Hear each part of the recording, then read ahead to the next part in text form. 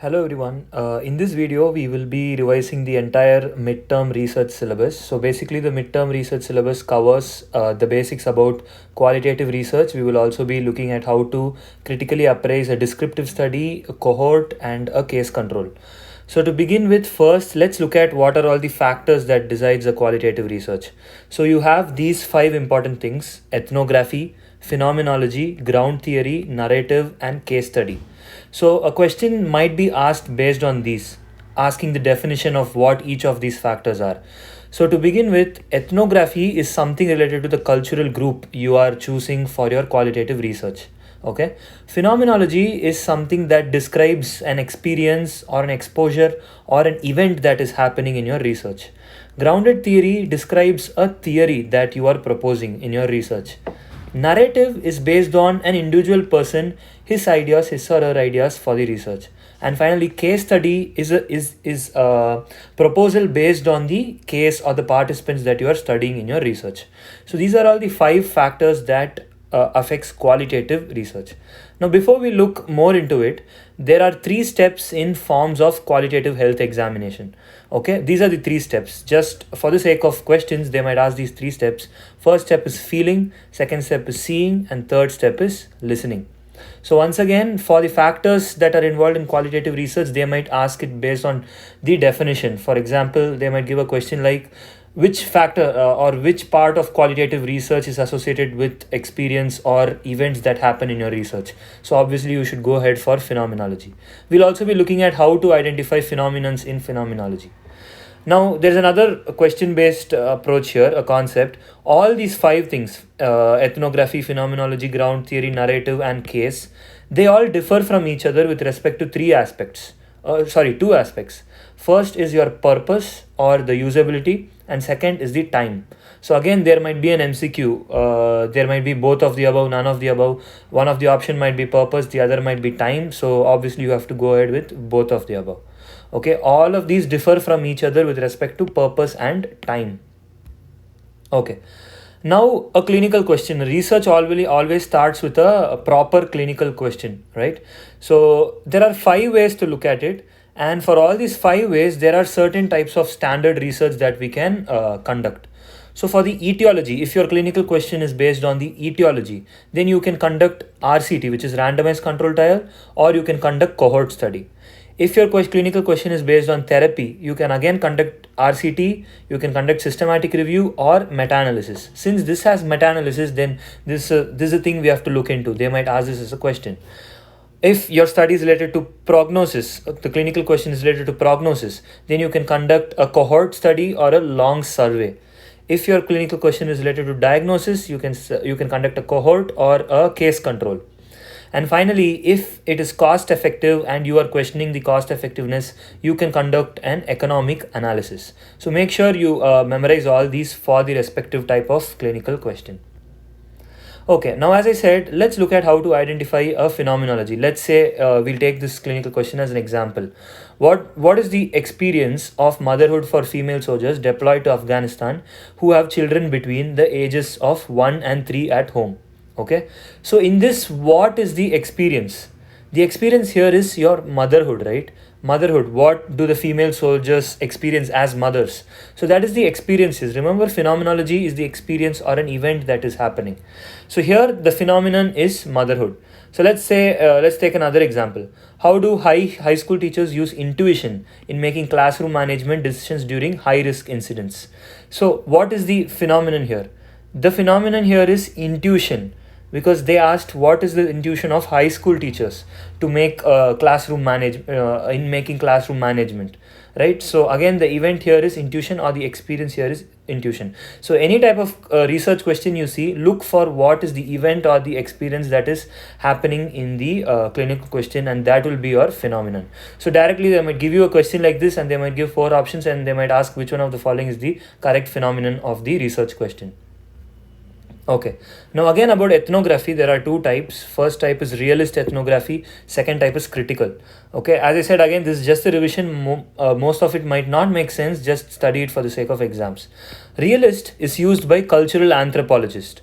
Okay, let's not go into the details of it, but realist is used by cultural anthropologists. Critical ethnography is used by politically minded individuals. Fine. And where is critical ethnography used? It is used to study the marginalized people. Fine. Again, for the realist, there's another point that realist ethnography is written in third person view. It is written from the perspective of a third person, not the person who's conducting the research or not the participant of the research. Okay. Now there's another thing. Let's say a child is ill or sick, is facing a lot of social issues. He or she can go to two people. One is the physician, the other is the social worker. Now the physician is going to focus more on the quantitative side more than the qualitative side. Let me explain why. The physician is going to cure the child if the child is having any diseases, or if the child is going through something, any symptoms, the physician is going to cure it. Okay, that is something that can be measurable.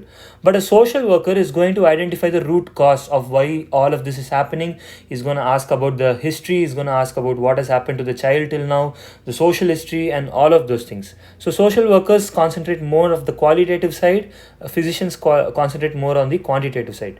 See, it might be very unrelated, this concept, but it was just given in the PPT, so make sure you see it for the sake of your questions.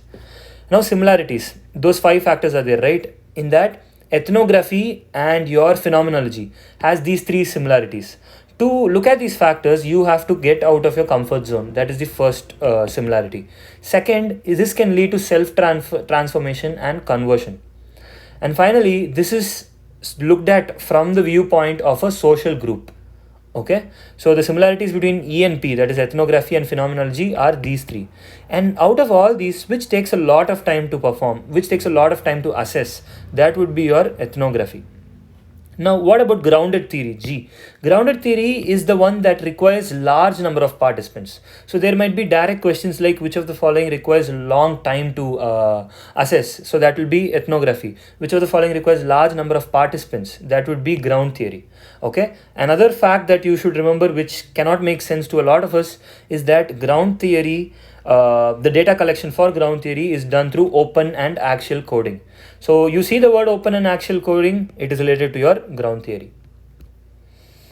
Okay, now again, this might look like philosophy, just basic sentences. There are these 3 terms which assesses research: rigor, artistry, and ethics. Okay, how is rigor related? Rigor is related to science, it is related to the logic, and it is related to the mind. Okay, the science and the logic is processed in the mind. So rigor is science, logic, and mind. Artistry depicts the quality of the study, okay, and how the study is appealed, and that represents the physique, the external looks. Finally, the ethics. Ethics of the study is related to the moral, how good the study is, the goodness, and that corresponds to the soul. So mind, physique, soul, which relates to rigor, artistry, and ethics. Remember these key points with respect to each other. They might ask this also as a question to, for example, they might give artistry and they might give in the options mind, physique, and soul. So you should go with physique. So there might be interchange questions based on this. Okay, now this is the theory on planned behavior. Let's say, for example, this case is based on the hesitation for getting vaccines in elderly people. Okay, so this is the flowchart describing it, and finally there's a behavior in which there is vaccination being done. So how does this flowchart work? Number 1, attitude towards the behavior. What is the attitude towards the vaccination among the elderly people? So that is seen from a personal viewpoint and a standpoint, right? So that is number 1. Number 2, subjective norm. What are the laws and regulations, and what does the society tell about these vaccination? Those are the subjective norm. Number 3, what is the perceived behavioral control? So that relates to the process, how it should be done, the fees, the consequences, the cost, and all those things comes under perceived behavioral control. And intention, what does intention mean? Intention is what do they finally on what part of the process are they in deciding whether they should take the vaccination or not. So those relates to inner conflicts, okay, that make them decide what they should do. And finally, it is their behavior. All of this related is leading to their anxiety to get the vaccination. So that is your final behavior. So this is the theory on planned behavior, and this is the flow chart for it. Now, This is the social ecological theory. Again, let's take an example. It is the coping and insights of smokers in surviving from smoking addiction. So this is a pie diagram. It's not a pie diagram. It's coinciding circles. So first you have intrapersonal, interpersonal, institutional, community, and policy. So when you talk about insights of smokers in surviving from smoking addiction, first you have to look at what do they believe, intrapersonal. Then you will have to look at the people around them. Then the institute, if they're working or if they're in school, the institute. Then the community, and finally the national policy. Okay, so this is the social ecological theory, and this is the hierarchy of it. Now, what is the health benefit model?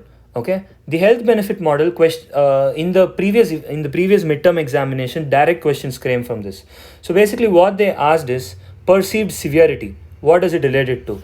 It is related to the belief of consequence. If you look at this paragraph, you can see here perceived severity is related to belief of consequence.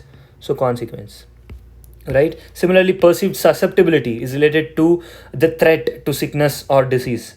Perceived benefits and barriers are related to positive benefits of action given to the cure of the disease. Perceived threats, cues to action, and finally the perceived health behavior. Okay, so just make sure you look at this small paragraph underneath this flowchart so that you can relate to each one of these boxes and answer the questions accordingly. As I said, they might again give a question based on exposure to factors that prompt action, and they might ask which part of the health benefit model does it belong to, and they might give these three in the option. So you should obviously select cues to action. Okay, so that was health benefit model. Now there's another term called self-efficacy. Just the meaning of that is confidence in ability to succeed in the research. That is your self-efficacy. Now there's this one more theory called parental development theory. In this theory, it speaks purely from the perspective of a parent and how the parent is going to handle the child, especially when it comes to mother and the newborn. Okay, so they might give an example, and the questions might be related to what is their own experience, their children, their relationship, how does the family dynamics involve this change, and all those things. I know a lot of this doesn't make sense, so just understand there's a theory called parental development theory. Go through these 5 points, and finally it leads to parenting shift and changes. Okay, these are the 3 important types of sampling in the research. So as we go down, the cost increases and the efficiency of the research increases because the data becomes more accurate. So convenience sampling is like very random. Okay, selection of the most accessible study participants. It's not that you're putting any effort into this. You just select whoever is most accessible. So it is least, it is cheap, and at the same time you might not be sure that you will have good quality data. Next is judgment sampling, which is a little bit better. And finally, there is theoretical sampling, which has a really crystal clear interpretation of your data, and it is pretty expensive to collect or to sample in this method. Now again, there's a thing that might not make a lot of sense, but then look at all these 4 terms: naturalism, ethnomethodology, emotionalism, and postmodernism. Now, how do you identify all these things in a research? So naturalism, you do it through observation and interviews. Ethnomethodology through audios and videos. Emotionalism through interviews and life histories. Postmodernism, you can use any one of these. Okay, so just make sure you remember these idioms and make sure you remember the preferred method to identify these idioms. Now there are 5 common methods of qualitative analysis, starting from your content analysis, narrative, discourse, thematic, and grounded theory. Just remember all these 5. These are the 5 common methods of qualitative analysis. Now, how do you present the final result? Okay, there are 2 terms, emic, etic. Okay, emic means inside, right? Emic means inside, etic means outside. Fine, emic, it presents the result from an internal fashion, etic presents the results from an external fashion. So just remember these both keywords. So again, data interpretation, okay, before the data is interpreted, 3 things should be kept in mind: the truth, what is the action, and finally the value or relevance of your data. So the truth corresponds to the phenomenon, the action corresponds to the ontology, and the value or the relevancy corresponds to the axiology. Okay, these are the 3 things you have to keep in mind while you interpret your data. Now, how do you interpret your data? First, you have the context, which is your experimental text, the text you've prepared as an experiment, and then you iterate the interpretation of the experiment, and finally that becomes a theoretic text which can be an accepted content. So accepted context. sorry. So from being just a context to an accepted context, the middle part here is you iterate the interpretation. Okay, this is how you interpret your data. Now again, four terms that you should remember: credibility, transferability, dependability, and conformability. Now again, questions might be asked based on integrity and sincerity. What does it relate to? Credibility. These are related to ethics of the research. Okay. Transferability. Transferability is how you can transfer these to a different set of population and all those sorts. So that for that to happen, you must have a clear trace of the story and how the research progresses. Dependability. So you can depend on a research if the research has really clear explanations, right? So that relates to dependability. Conformability is the evidence. Clear evidence of the research corresponds to conformability. Okay, now let's look at critical appraisal. We are almost done. Let's look at critical appraisal of a descriptive study. Okay, what are the factors? First, you have to identify the study design. Second, sampling. Third, data collection. Fourth, statistical analysis. And finally, ethical conduct. Okay, now in a descriptive study, these are the 2 points we must remember. It gives us the first important clues about possible determinants of a disease. So which study gives us the first important clues about possible determinants of diseases? That would be your descriptive study, not case control, not cohort, not cross-sectional. That would be your descriptive study, and it helps us formulate a hypothesis. What about cross-sectional study? Outcomes and exposures are measured at the same time in a cross-sectional study. This same question had come the last time, and they asked which one of the following is correct. So obviously the answer here would be your cross-sectional study. What are the uses of cross-sectional study? It can be used for population-based surveys. It helps us establish a prevalence, and it also helps us establish a logistic regression model. Now don't ask me what this is. Just for the sake of exam, remember these three are the uses of your cross-sectional studies. What are the limits of cross-sectional study? The limit of cross-sectional study is it is difficult to derive causal relationship from cross-sectional studies. So you cannot make a relationship between two variables in a cross-sectional study, and that is the limitation of your cross-sectional study. Now sampling. In this, there are three types of sampling: random, purposive, and theoretical. Purposive sampling is just a sampling you do based on the knowledge you have. Okay, and theoretical sampling is a sampling you do based on the data you've been collecting. So based on data analysis, it's theoretical sampling. Based on your knowledge, it's purposive sampling. Again, questions can be asked based on data analysis. What is the kind of sampling you'll be using? You should go ahead with theoretical sampling. Obviously, when you do a research, it is not going to be perfect. There will be additional factors that might hamper your research. Those factors are called your confounding factors. There are three main confounding factors: lifestyle habitats, family history, and other medical conditions. Okay, remember these three confounding factors. Now, evidence. So for a research to happen really well, the evidence must be strong, right? The evidence must be certain. So there are four classes into which you can classify an evidence, which is very low, low, moderate, and high. Okay, high evidence means the true effect is equal to the estimated effect from your evidence. Okay, moderate means it is close to the effect. Low means it might be different to the effect. Very low means it's probably different to the effect. So as you go from high to low, it is pretty much more different. There is a variation, right? So high is the only one in which true effect is equal to the estimated effect of your evidence. Now, obviously, when the certainty is high, that means that paper or that source is going to be recommended more, right? So recommendation is directly proportional to the certainty of your evidence. Now finally, case control and cohort. We are almost done again. So case control is a type of retrospective study. It is quick. It can look at multiple exposures. It is cost effective and has a very long latency. Now, what does case control help us with? It provides us a preliminary evidence of an association between exposure and outcome, whereas your cross-sectional study was not able to do that, right? That was the limit. It could not establish a relationship. But case control can establish a preliminary evidence of an association between exposure and outcome of your disease that you are studying in your research. Now, in case control, there is a high chance of selection bias. So again, questions can be asked: what bias can happen with a very high occurrence in a case control study? It should be your selection bias. And the causality is very low in case control. Now again, it doesn't make any sense for a lot of us. The primary method used in case control is your odds ratio, and this was one of the direct questions they had asked in the midterm examination.